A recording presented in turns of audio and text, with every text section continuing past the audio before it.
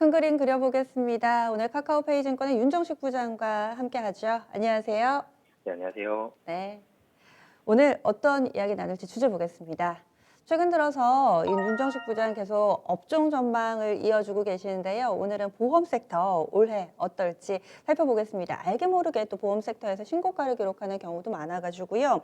그러면 현재 보험 섹터 어떤 동향을 좀 나타내고 있는지 그 추이부터 좀 봐주세요.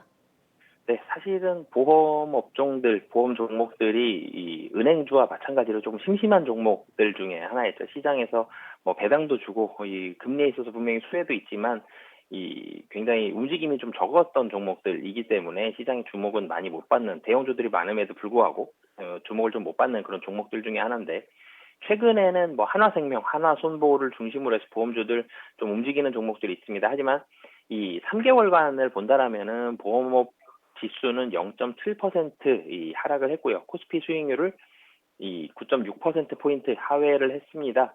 이 분명히 금리가 최근에 올랐는데 왜 보험업이 떨어졌을까라고 생각을 한다라면은 이 지난주에도 말씀을 드렸지만 주식에서 가장 중요한 요인 중에 하나가 투자 심리, 투심이라고 하죠. 이 투심이 조금은 위축됐던 그런 상황이었다라고 이유를 말씀드릴 수 있겠는데요. 보험업이 코스피를 하회한 이유는 전국적으로 이 코로나19 확진자 수가 계속 400명대에 머물면서 사실 300명대, 200명대까지 봤다가 다시 400명으로 올라왔죠. 그러면서 이 증시의 투자 심리가 위축이 된 부분이 뭐 가장 큰 이유다라고 보시면 되겠고요. 최근에 뭐 금리가 올라갔음에도 불구하고 사실 최근에는 또 코로나 환자 늘어났는데 최근으로 본다라면은 시장 금리도 상승세가 조금 주춤한 모습이 있었기 때문에 보험업에 대한 투심이 다소 좀 줄어든 이 영향이었다라고 보시면 되겠습니다. 뭐 그림 보여드리면 이 코스피 대비 이 금융업 상대 지수 좀 보여드리겠는데요. 이 은행과 보험이 조금 마이너스, 그리고 전체적으로는 뭐 최근에 그래도 거래량 좀 있고 작년 대비해서 좀 줄어들긴 했지만 뭐 증권업은 좀 좋은 모습들 보여주는 그런 이 모습들이 좀 있습니다. 그리고 또 그림 하나 보여드리면 코스피 대비해서 보험사 수익률 보여드리겠는데요. 분명히 주목을 받는 종목들이 있습니다. 좀 전에 말씀드렸던 대로 하나생명과 하나손보는 이 코스피 대비해서도, 그리고 전체적으로 수익률도 굉장히 3개월간 좀 좋은 모습 보여줬고요. 그 외에도 뭐 동양생명이라든지 메리츠화재 같은 경우도 좀 좋은 모습들을 보여줬습니다. 금리의 영향이 분명히 있기 때문에 보험사들, 특별한 이슈가 있는 보험사가 아니면은 전체적으로는 그래도 양호한 이 수익률을 그래도 나타내고 있다라고 보시면 되겠습니다. 대표적인 금리 상승에 따른 수혜주잖아요. 그래서 시장에서 이 부분을 인정을 해서 근래 들어서 바닥에서 좀 올랐다 이렇게 얘기를 해주시고 계신 건데, 그러면 미국의 금리 전망을 또 안 해볼 수가 없습니다. 1.75까지 올라갔다가 지금 10년물 기준으로요. 약간의 1.6%에서 주춤한데, 그렇다면 이런 흐름에 따라서 보험주의 상승세도 좀 꺾이는 것인가, 이런 궁금증이 있거든요. 미국의 금리 전망 어떻게 하세요? 네, 우선은 뭐 간단하게 한 문장으로 말씀드리자면 금리는 더 오를 가능성이 훨씬 높습니다. 지금 사실 1.7% 돌파했다가 뭐 1.6% 정도에 좀 머물고는 있지만 분명히 작년보다는 올라왔죠. 그리고 금리가 올라갈 수밖에 없는 그런 상황들이 굉장히 많이 좀 나오고 있다라고 보시면 되겠습니다. 그림 또 하나 보여드리면 미국 채권 시장, 이 장기물 중심으로 금리가 상승하는 그런 모습들을 보여드리는데요. 이 최근 들어서 이 금리가 좀 가파르게 올라가고 있죠. 지금 뭐 10년물 금리 사실 제일 많이 얘기를 하는데 10년물 금리 뭐 1.2, 1.3, 작년 같은 경우는 사실 1.1까지 갔었죠. 뭐 그렇게 움직이고 있다가 지금 뭐 1.6, 1.7 이 정도까지 좀 올라가면서 이 굉장히 좀 강한 모습들을 보여주고 있고요. 뭐 최근 들어 사실 5년물 국채 금리가 좀 많이 올라갔었던 부분들이 있었는데 이런 부분들 국채 금리가 어찌 됐든 5년물이든 10년물이든 30년물이든 굉장히 좀 가파르게 단기적으로는 조금 떨어졌지만 조금만 한 달 정도, 두 달 정도만 땡겨본다라면 가파르게 올라가고 있는 추세를 분명히 확인을 할 수가 있고요.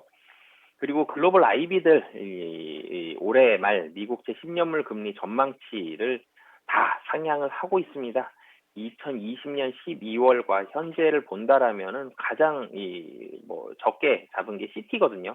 대부분이 사실은 12월 말 기준으로 1.25에서 1.3 정도였습니다. 그러다가 이제 지금 기준으로 본다라면은 평균적으로 한 1.7 정도 반영을 하고 있거든요.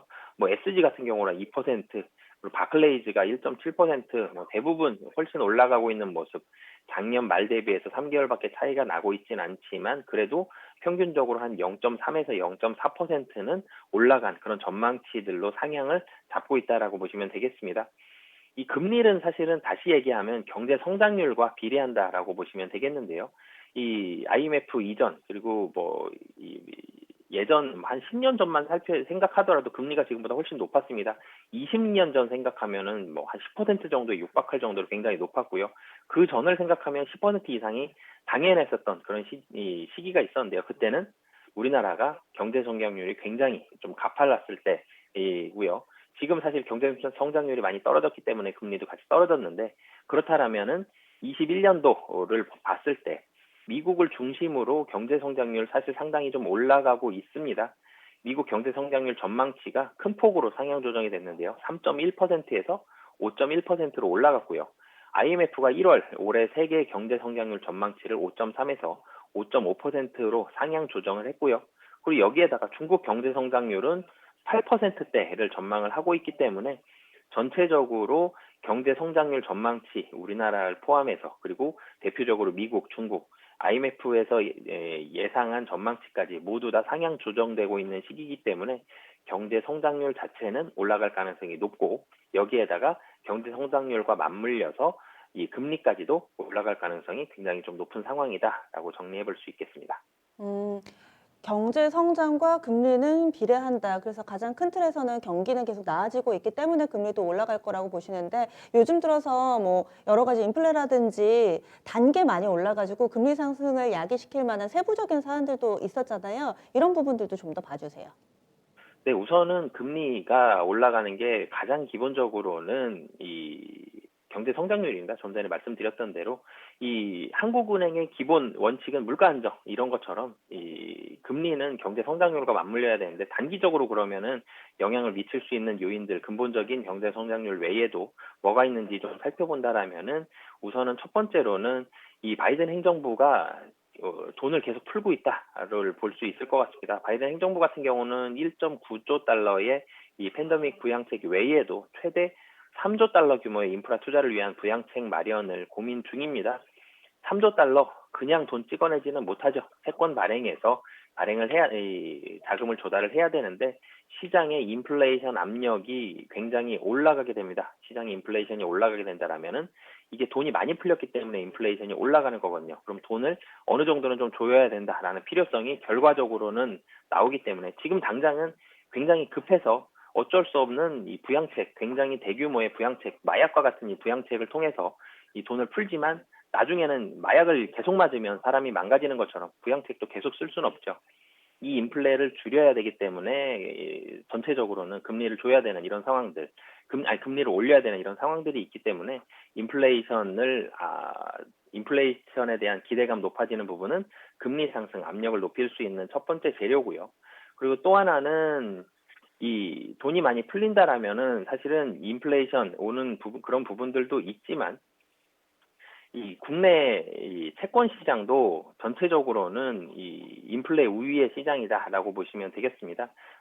시장 금리 상승, 미국이 올라가는데 우리나라만 가만히 있을 수는 없거든요. 미국만큼은 아니지만 우리나라도 금년에 뭐 계속적으로 추가 부양책 나올 가능성이 높기 때문에 국내 채권 시장도 당분간은 단기적으로는 1.7 이상 올라갔다가 내려오고 있는 미국채 금리지만 조금 길게 본다라면은 분명히 올라갈 가능성 높기 때문에 국내 채권 시장도 당분간은 금리 상승 압력 우위를 예상을 합니다. 그리고 이 좀 전에 말씀드렸던 대로 경제 성장률과 금리는 분명히 비례하는 부분들이 있는데 국내 경제 금년에는 3%대의 성장을 예상을 합니다. 국채 금리 이보다도 훨씬 낮기 때문에 이 금리가 추가적으로 3%까지는 아니지만 1%대 중반을 훨씬 넘어서는 정도의 금리까지는 충분히 기대할 수 있는 상황이고요.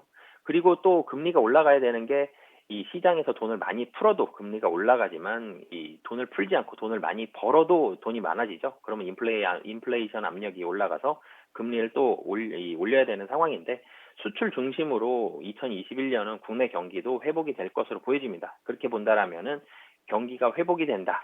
그리고 돈을 많이 번다. 두 가지가 다 이 인플레이션에 대한 이 우려가 될 수 있는 요인이죠. 이 요인들을 향후에는 잡아야 되는 부분들, 그 부분을 금리 상승으로 억제할 가능성이 높다라고 정리할 수 있겠습니다.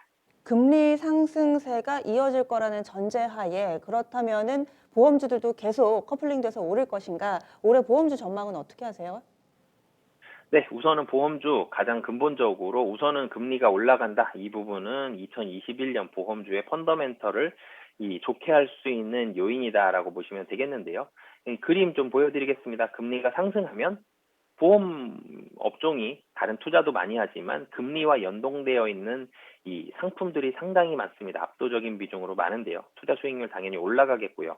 그렇게 되면 이 보험 상품들의 전체적으로는 매력도가 증가하게 됩니다. 그러면 가입자들도 당연히 더 많아지겠죠. 금리의 상승은 보험사에 있어서는 선순환 구조를 지속적으로 좀 만들 수 있는 요인이고요. 여기에다가 이제 두 번째로는 좀 투심에 대한 부분들을 보고 싶습니다. 백신 접종에 대한 증가로 이 보험 사고와 보험 청구 건수 감소가 이어질 것으로 보여지는데요. 그렇게 된다면은 2021년은 보험사들의 수익성은 개선이 될 것으로 보여지고요.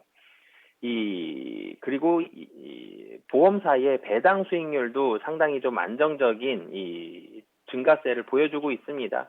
보험사 배당 수익률 추이를 좀 보여드린다라면은 2017년도, 18년도, 19년도, 20년도까지 본다라면 17년도보다는 18년도가 분명히 올라갔는데 18년도, 19년도, 20년도는 좀 정체되어 있는 모습들 대체적으로 보여줍니다. 하지만 20년도, 21년도는 다시 한번 좀 올라가는 모습들 보여주거든요. 배당 수익률 좋아하는 외국인 투자자나 일부 기관 투자자들의 매력도도 충분히 당길 수 있기 때문에 보험업종은 전체적으로 2021년 조금만 더 길게 본다라면은 굉장히 좀 매력적인 상황이다라고 정리해 볼 수 있겠습니다.